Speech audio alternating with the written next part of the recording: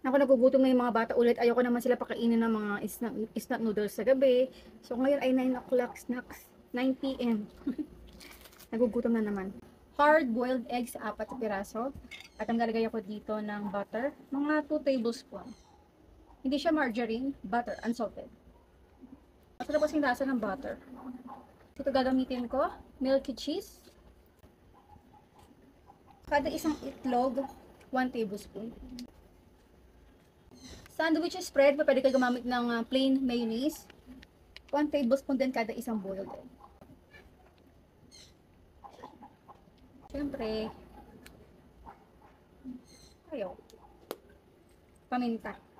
Yung paminta niya kailangan durog na durog. Just kasi ito eh. Asin. At konting asukal.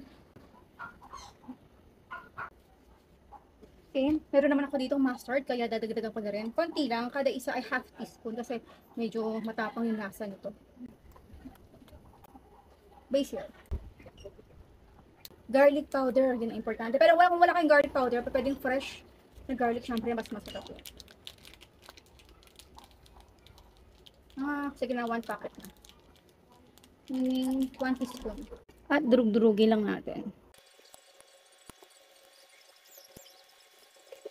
Nagdagdag pa ako ng konting mayonnaise, pero again, depende na yan sa inyo kung gusto nyo na mild lang yung pinaka, consistency niya. Tapos nag-add pa ako ulit dito ng konting asukal. So, tikman nyo lang kung okay na. Tikman natin. Sarap. Papalaman na natin ito.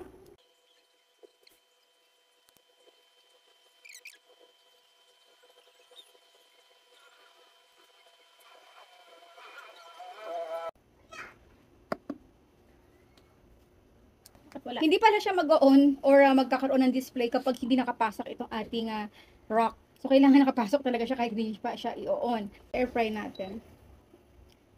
Then, masyadong mataas to. Mga 180. 10 minutes, okay na yan. Ay, nagpipreheat pa. Pero okay na yan. Add food na daw tayo kahit meron itong laman. Check natin. Wala pa nga rin. Nag-preheat lang talaga siya. Yun na. So, wala tayong gagawin. I-check na lang natin later on. I-check natin yung temperature kung pwede ito baguhin kahit gumagana. Ay, po pwede. Gawin kong 200. Yan, mukhang okay na to. Wow. Hindi gagamit ng stainless sa pag work with air fryer kasi baka maggasgasan ito.